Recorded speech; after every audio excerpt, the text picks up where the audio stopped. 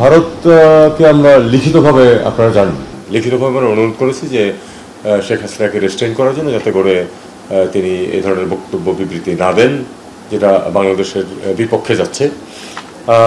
আমরা এটা কোনো জবাব পাইনি এখনো। আমরা আজকে আবার তার গত কয়েকদিনের কার্যকলাপের কারণে আমরা আরেকবার তাদেরকে প্রোটেস্ট নোট দিয়েছি এবং অ্যাক্টিং হাইকমিশনার এই মুহূর্তে নেই, অ্যাক্টিং হাইকমিশনারকে ডেকে তার হাতে প্রোটেস্ট নোট দেওয়া হয়েছে এবং আমরা আবার অনুরোধ করেছি যেন তাকে রেস্ট্রেন করা হয়, কারণ তার যেসব বক্তব্য প্রধানত মিথ্যা উনি উল্লেখ করছেন, সেটা এক ধরনের ইনস্টেবিলিটিতে প্রভোগ করছে বাংলাদেশে।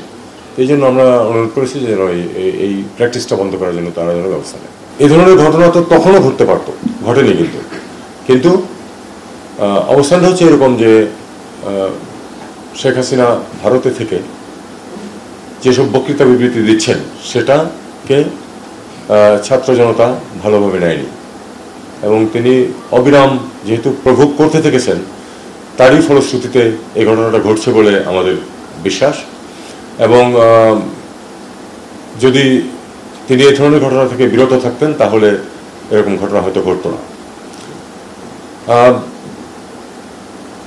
সরকারের পদক্ষেপের বিষয় সেটা হলো যে সেখানে আপনারা জানেন যে সেনাবাহিনীও কিন্তু সেখানে উপস্থিত হয়েছিল এবং তারা কন্টেইন করতে পেরেছে যাতে বাড়াবাড়ি এর চেয়ে বেশি কিছু না হয়।